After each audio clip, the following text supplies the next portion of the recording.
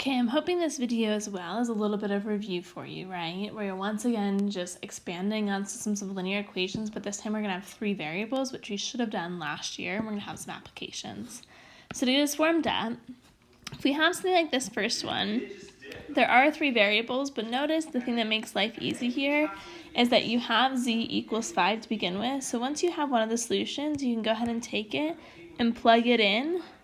In this case, I'm plugging into the second one because that one just has a z and a y. So as I plug it in there, I'm left with y plus 1/3 times 5 equals 20/3.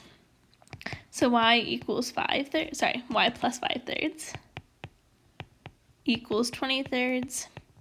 And if you subtract that 5/3 from both sides, notice you get 20 minus 5 is 15. So y equals 15/3, so that's just 5. Y equals 5.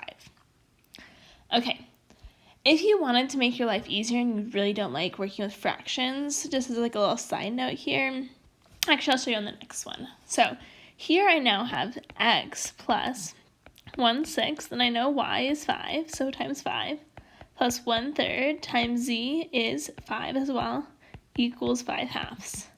If you really don't like working with fractions, even though your calculator can do the heavy lifting for you, a little trick here is notice how this has a denominator of 6 and that has it of 3. If I multiply everything by 6, I'd get 6x. The 6 and the 1/6 would cancel, so I'd have just plus 5. 6 and divided by 3 would give me 2, so I'd have 2 times 5 equals 5, and then 6 divided by 2 is 3, so 3 times 5. So I'd have 6x plus 5 plus 10 equals 15. You can totally keep it as fractions, but this is just another way to deal with it. And now notice how you have all integers, which are a little easier to handle for some of you. So 6x plus 15 equals 15. 6x, when you subtract 15 on both sides, you get 0. So x equals 0. Oftentimes, you can either write it as like x equals 0, y equals 5, z equals 5. Or you'll write it as an order, what we call ordered triple, so x, y, and then z. Either way works. Okay, when you have things that are not quite as nice, right, like you don't already have it solved for one variable, the idea behind it is you've got three sets of equations, right? So here I'm going to call it like row 1, row 2, and row 3. And what we're going to do is we're going to target one of the three variables for elimination. So like here, maybe I choose, x looks fairly easy, so let's choose x. You could have simply chosen y or z. I think y is a little tricky. Actually, no, any of them would work. But let's just look at x this time. In general, if you have one that has like a coefficient of 1 like x does here, it makes it a little easier. And what we're going to do is we're going to look at two sets of equations. So let's look at row 1 and row 2 as an example. So I've got x minus y plus z equals -4, and I've got -3x plus 2y plus 4z equals -5. And what I'm saying with these two rows is I want to eliminate one of the variables. So if I try to eliminate x, I'm going to multiply this top row to get rid of the -3, I'm going to multiply it by 3. So I get 3x minus 3y plus 3z equals -12. So that cancels. I'm left with -y plus 7z equals -17. Okay, and then I'm going to do the same thing with two different equations. So it doesn't matter if you use 1 and 3 or 2 and 3 now, but you cannot use 1 and 2 again. So I'm going to decide to use row 1 and row 3. So x minus y plus z equals a -4, and x minus 5y plus 2z equals -18. To get rid of the x, I just need to multiply one of the equations by a negative. So I'll make this top one a negative, and then I will switch signs of everything in this entire equation. So I'd be left with -4y plus z equals -14. At this stage, I'm now going to take those two equations in green, and I'm going to think about the same way that I solve a system of two equations. So decide either x or y, which one you want to eliminate. y or z in this case. Let's say I try to eliminate y. I need to get rid of the -4, so I need to multiply this a +4 up front, so I need to multiply that by a -4. So I'd have positive 4y minus 28z equals 68. And then I'm going to add these together. That would cancel. I'm left with negative 27z equals 54. Divide both sides by negative 27. And you get that z equals -2. Once you have that, it's exactly like our warm-up. We're going to just have to go back and plug things in. I would use one of your simplified equations. So let's say I use this -y plus 7 times z, which is -2, equals -17. I have -y minus 14 equals -17. Add 14 to both sides, -y equals -3. Divide by a -1, y equals a +3. Okay, now go back to the beginning and you're like, okay, I gotta solve for x now. So maybe I use the top equation, x minus y is 3, plus z, which is a -2, equals -4. So x minus 5 equals -4. Add 5 to both sides, x equals 1.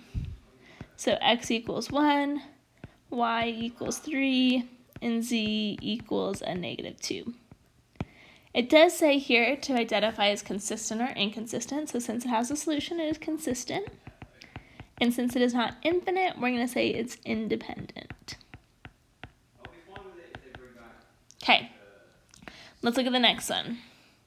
And this next one is not quite as nice because we're going to get some fractions, but that's okay. So let's choose again. I messed up this bottom equation, and this should have been an x out front. Sorry about that. So let's decide which one we want to get rid of, x, y, or z. Let's try something different this time. So let's try z. That looks pretty easy in the sense that it is just like a 1, -1, and 2. So those are pretty easy numbers to deal with. Okay, so let's try to get rid of z. So let's just look at the first two rows. If you take the first two equations, right now you'll just notice, since you got a -z and a +z, they'll cancel each other out. So you'd have 4x plus y equals 7. Okay, so now let's look at maybe like the second two equations. X plus 3y minus z equals 12. And x plus y plus 2z equals 0. If I took this top equation and multiplied everything by a +2, then I'd have a -2z, and those would cancel, so I'd have 2x plus 6y equals 24.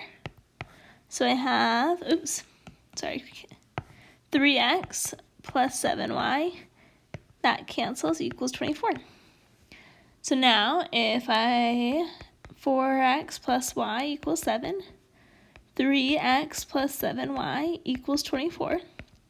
Now maybe we say, okay, it looks like y is going to be a little easier to get rid of. So I'm going to multiply this top equation by a -7.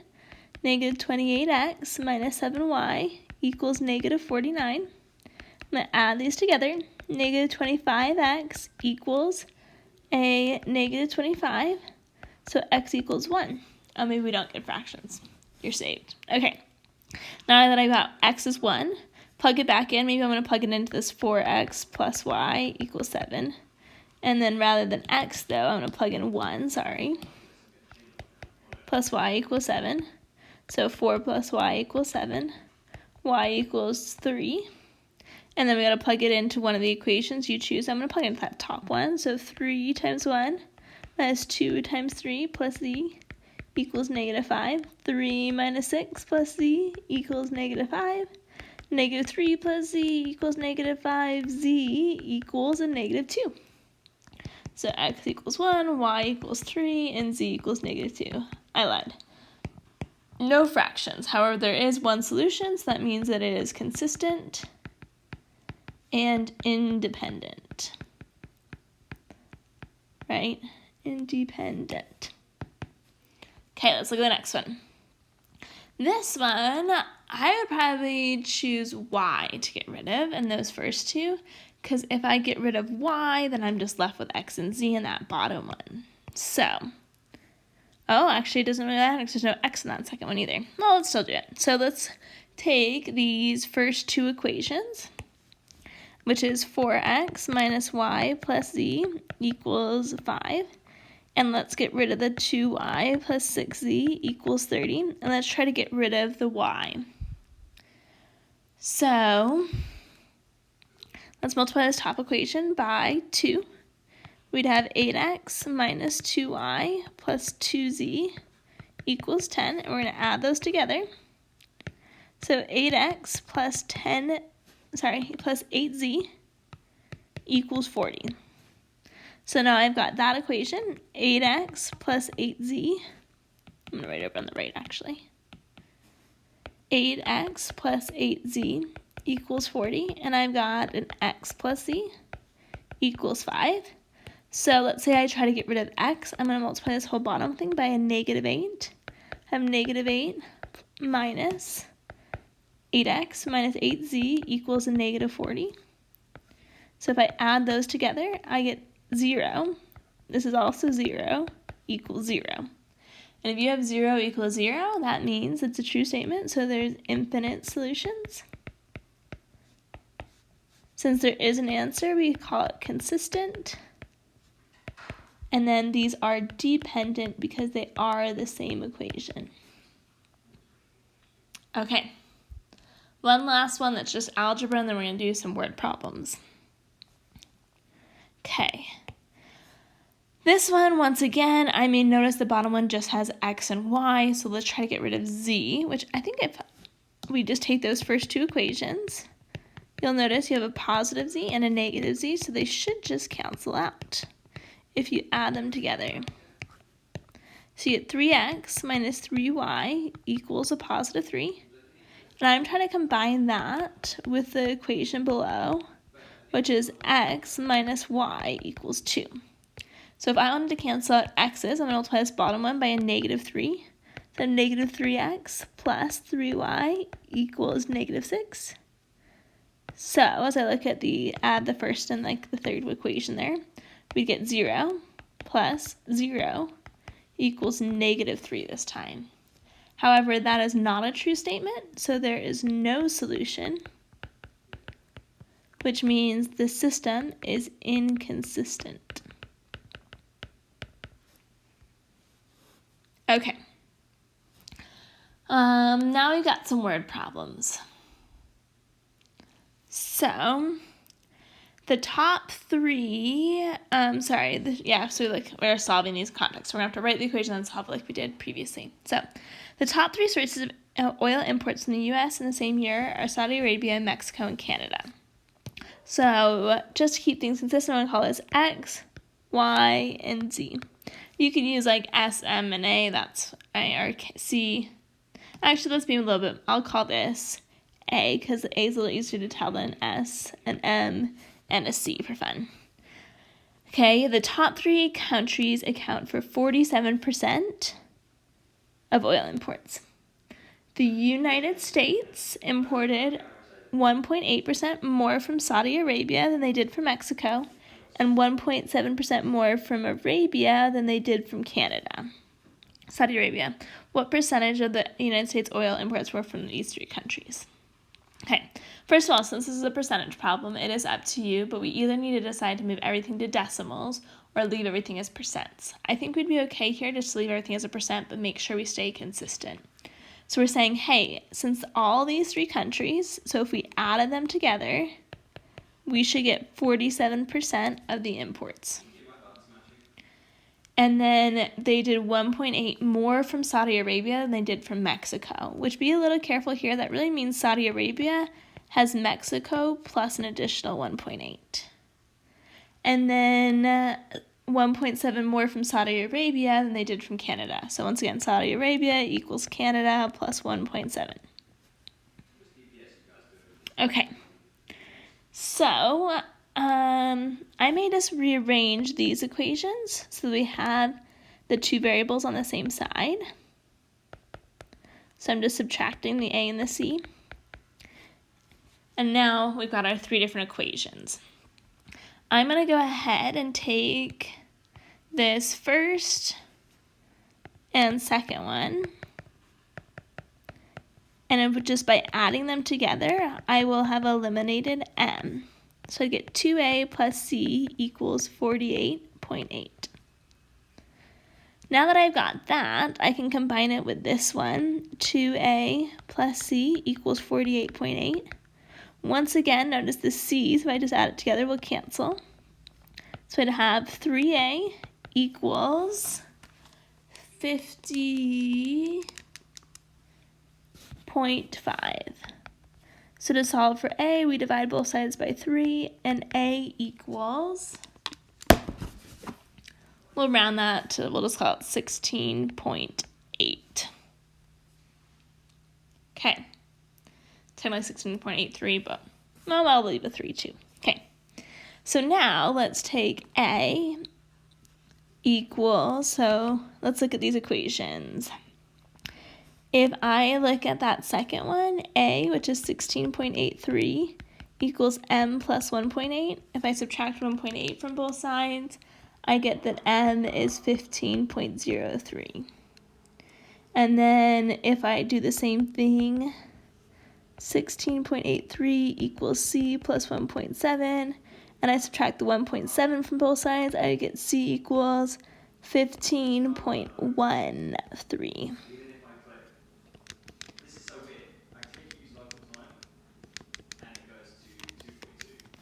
Okay, so if I wanted to go ahead and write my solution then, I'm going to say that Saudi Arabia has 16.83%, Mexico has 15.03%, and Canada has 15.13%. Okay, let's look at the next one. So, a local band sells out for their concert. It sells all 1,175 tickets for a total purchase price of $28,112.50.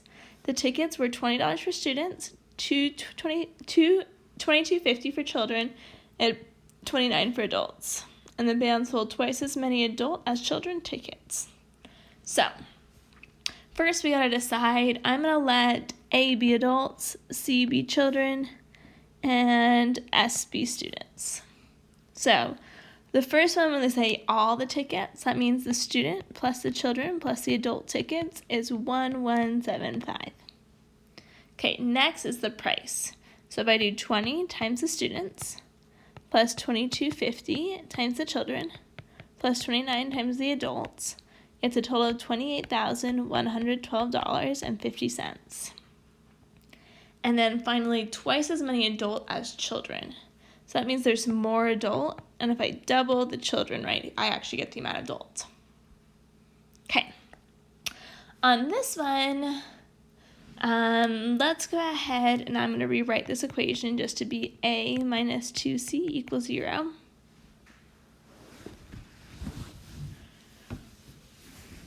You could also do something like substitution if you want, but I am in the mindset of elimination. So I'm going to go ahead and look at these first two equations. And I'm going to try to eliminate s, because if I eliminate s, then I've got a and c in that second equation. So I'm going to multiply this top one by a negative 20. So negative 20s minus 20c minus 20a equals negative 23,500. And I'm going to add that to the second equation.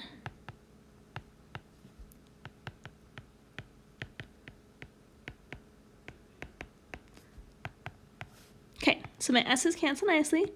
I'm left with 250c.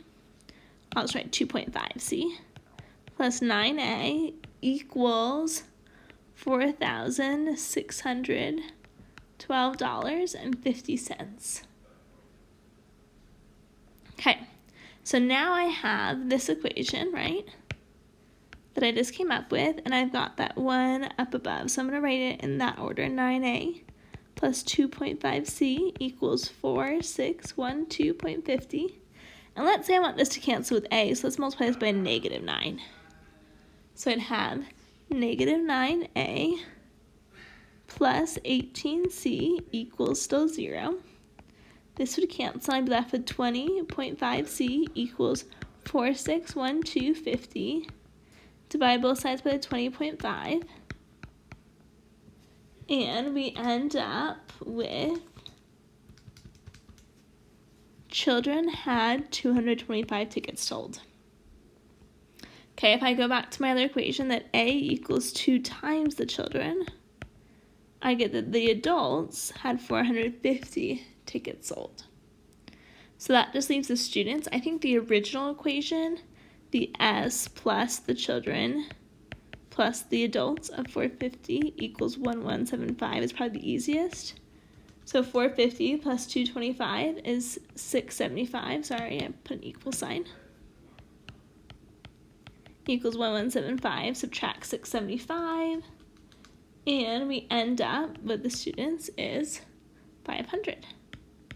So our answer here would be that the children had 225. The students had 500. And the adults sold 450. Okay. One last one here. So Rick invests $170,000 in CDs that pay 2.25% interest, bonds that pay 3.2% interest, and stocks that pay 4.6%. He invests $30,000 more in bonds and CDs and has an annual income of $5,878 from the investments. How much is in each account? So I'm going to put C for CDs, T for interest, because I is a little weird. C for CDs, B for bonds, and S for stocks. Okay. First of all, we're saying if we take his CDs plus his bonds plus his stocks, he ended up investing $170,000. And if we look at those interests, when we multiply his investment by this time I cannot leave my percents as percents. I gotta convert them to decimals because I'm saying 2.25% of the CDs and 0.032 of the bonds, right? Plus 0.064 of the stocks gave me 5,878. And last but not least, he's got 30 more thousand in bonds and CDs. So his bonds equals the CDs plus 30,000. Okay. I'm going to rearrange this bottom equation just so we have B minus C equals 30,000. So if you notice that, it would be really nice if we canceled out the stocks. So in this top equation, I'm going to multiply by negative 0.0645. And then I can add this first and second equation together. So negative 0.0645C minus 0.0645B minus 0.0645S equals, when you multiply negative 0.0645 times 170,000. Okay, good thing I didn't get too far. Actually, it should all just be 6.4. I added an extra 5 in there. Okay, that's because that's an S. Okay, but I added an extra 5 in these ones. So this one should not have it, and that should be F5. S. Okay, once again, why we use S, like we use different letters than S. But we get 0.064 times 170,000. We get 10,880. Okay, and we're going to add this to the 0.0225C plus 0.032B plus 0.064S, which those cancel, equals 5,878. Okay, so adding together the coefficients of C, we end up with negative 0.0415C. Adding the coefficients of B together, we end up with negative 0.032B. And at the end here, sorry, this should have been negative 10,000. Adding those together, we end up with negative 5,002. At this stage, if I now look at that B minus C, I'll put B here, and technically that's a negative C then, equals 30,000. I can multiply, let's say, to get rid of the B's by 0.032. So I have negative 0.032 C plus 0.032 B equals, when you multiply the 0.032 times 30,000, we end up with 960. Okay, so if I add the coefficients in front of C, I end up with negative 0.0735 C equals negative 4042. Divide by the coefficient, right? And you end up with C equals 54,993. Okay. To now find B, I'm going to add, so if we look, we have B equals my C, which is 54,993 plus 30,000.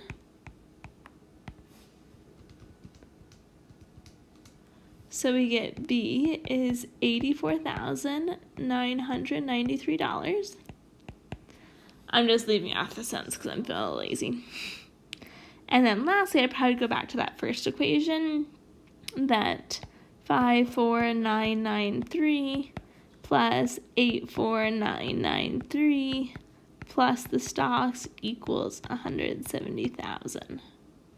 If we combine these two together, we end up with 139,986 plus your stocks equals 170,000. So we subtract that quantity on both sides, and we get the stocks is 30,000 and then $14. So let's go through. For CDs, we had 54,993. For bonds, 84,993.